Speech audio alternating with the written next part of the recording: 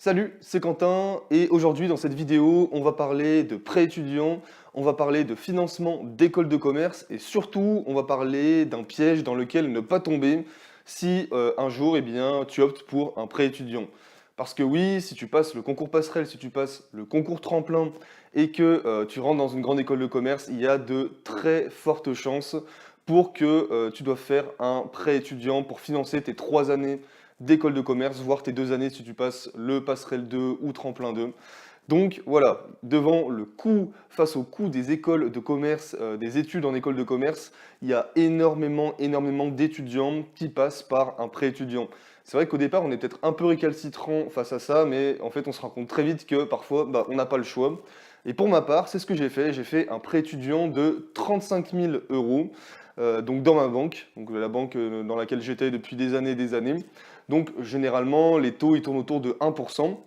Et quand j'ai fait ce prêt étudiant-là, c'est à ce moment-là que je me suis rendu compte d'une énorme arnaque que je vais vous partager aujourd'hui, puisque voilà, vraiment, c'est une arnaque à éviter, qui ne sert absolument à rien. C'est le but d'une arnaque. Donc voilà, je vais te partager cette arnaque-là pour pas que toi aussi tu tombes dans ce piège-là et que tu puisses l'éviter.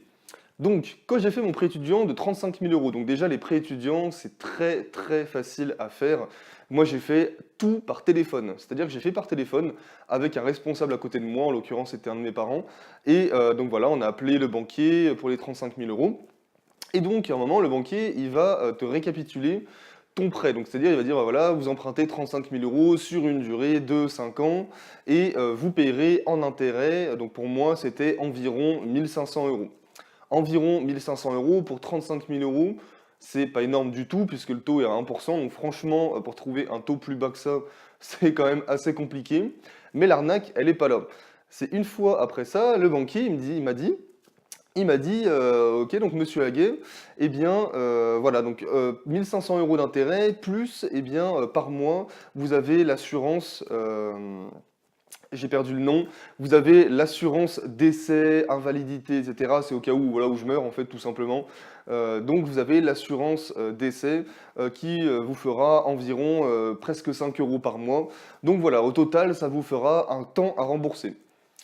Donc je me suis dit: «OK, mais l'assurance, pourtant je ne l'ai jamais demandé», donc je lui ai pas dit directement, en fait, j'ai pas osé, mais je lui ai dit: «OK, l'assurance, c'est bizarre quand même, bon voilà, j'ai jamais demandé, d'assurance et elle est automatique».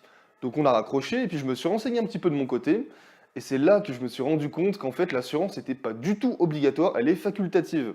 Elle est facultative, sauf que le banquier, il vous le dira pas au téléphone, il vous dira pas: «Est-ce que vous voulez l'assurance?» Il vous dira automatiquement: «L'assurance, elle est automatique» et en fait, c'est à vous de lui dire que vous la voulez pas.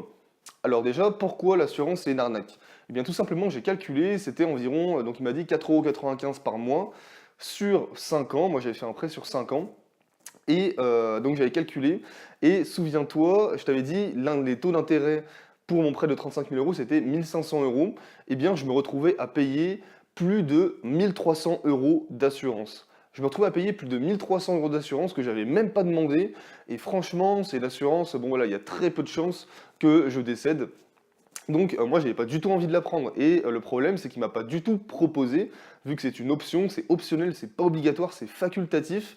Il m'a pas du tout proposé, voilà, de la prendre, enfin de ne pas la prendre plutôt et moi je trouve ça inadmissible, je trouve ça vraiment inadmissible de la part des banques, c'est une arnaque, ça s'appelle une arnaque où voilà, on joue un peu, sur votre sensation et sur ce que vous comprenez pas très bien, sur ce que vous maîtrisez pas très bien et on en profite, voilà, pour vous l'enfoncer bien profond.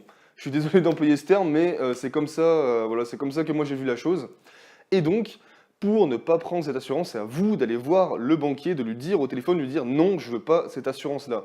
Je ne la veux pas, je n'en veux pas» et encore plus parce que moi j'ai emprunté quand même une grosse somme, 35 000 €, c'était le maximum, par ma banque, mais tu peux forcément emprunter moins et alors si tu empruntes moins, mais tu as encore moins besoin de l'assurance puisque, voilà, imagine que tu te retrouves à emprunter, peut-être 15 000 €.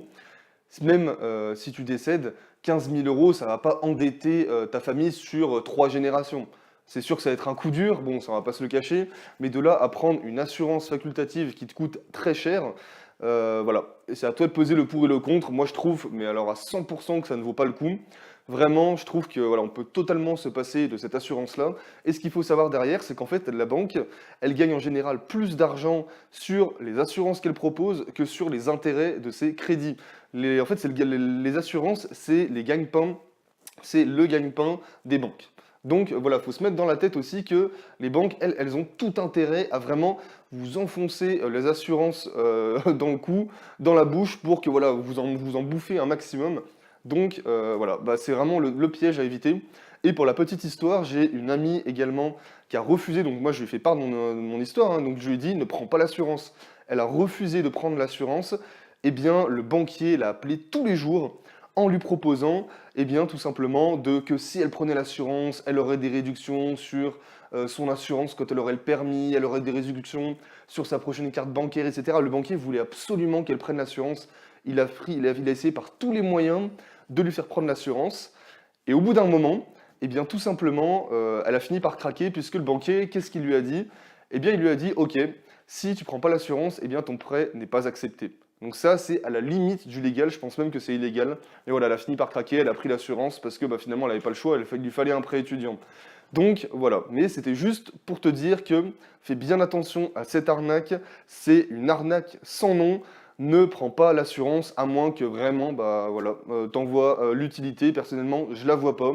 Donc franchement, je te conseille d'éviter de prendre cette assurance-là. Maintenant, si tu regardes encore cette vidéo, c'est sûrement que tu te prépares pour entrer dans une grande école de commerce. Eh bien, j'ai une bonne nouvelle pour toi puisque je te mets à disposition une série de 5 vidéos offertes où je te dévoile toutes mes stratégies, toutes mes méthodologies que j'ai appliquées pour les écrits et pour les oraux du concours passerelle pour entrer dans une grande école de commerce. Le lien est juste en dessous dans la description. Il te suffit de cliquer dessus, rentrer ton adresse email et je t'envoie immédiatement la première vidéo de formation offerte. On se retrouve tout de suite de l'autre côté. Ciao, ciao!